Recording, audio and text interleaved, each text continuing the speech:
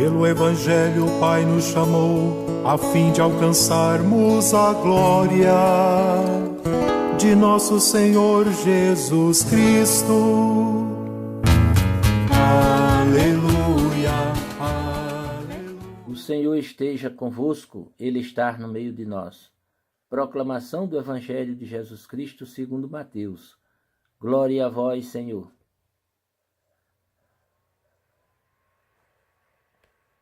Naquele tempo, quando Jesus e os seus discípulos estavam reunidos na Galiléia, ele lhes disse: O Filho do Homem vai ser entregue nas mãos dos homens. Eles o matarão, mas no terceiro dia ele ressuscitará. E os discípulos ficaram muito tristes.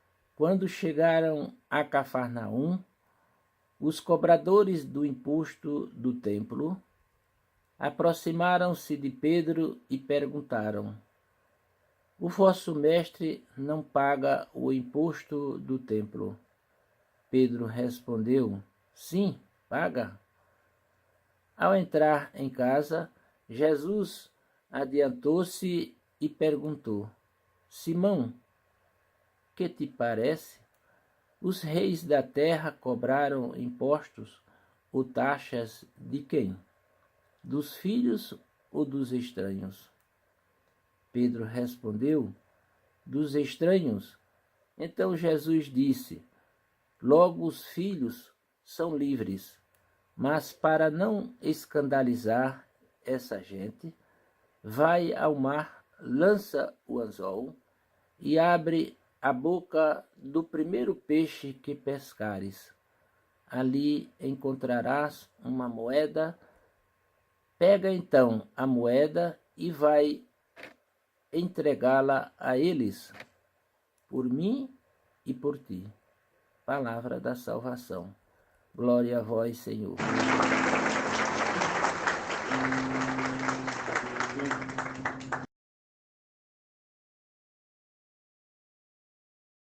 Queridos irmãos e irmãs, paz e bem, hoje a liturgia nos apresenta Jesus reunidos com seus discípulos na Galiléia.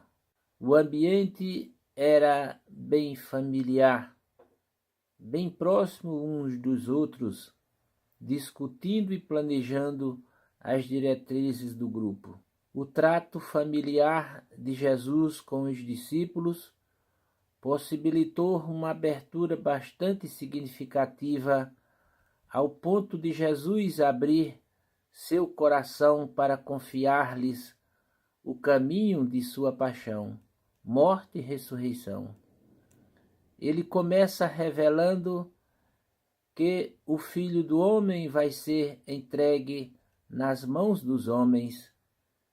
Eles o matarão, mas no terceiro dia ele ressuscitará. Vejam que essa revelação de Jesus vem confirmar como o grupo se sentia alinhados uns com os outros, ao ponto de Jesus fazer tamanha revelação. Um outro episódio de grande relevância em todo o contexto do Evangelho de hoje foi o contato do grupo com os cobradores de imposto do templo, que alegaram desconhecer que Jesus não pagava o mencionado imposto. Jesus chega inclusive a ter um diálogo com Pedro, a quem Jesus orienta para que Pedro fosse até ao mar e lá lançasse o anzol, e orientou que abrisse a boca do primeiro peixe que chegasse a pescar, onde encontraria uma moeda para pagar o imposto reclamado.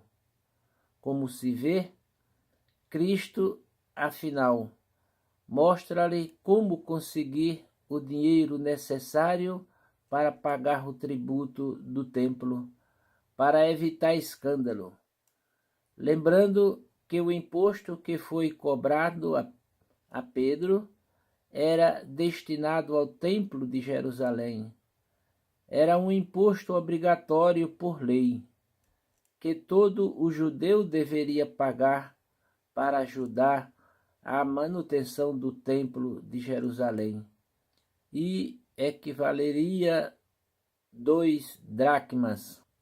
Os responsáveis por esta coleta de imposto do templo abordaram a Pedro como chefe do grupo sobre esta obrigação. Devolveu o dízimo para fazer frente às despesas dos templos atuais.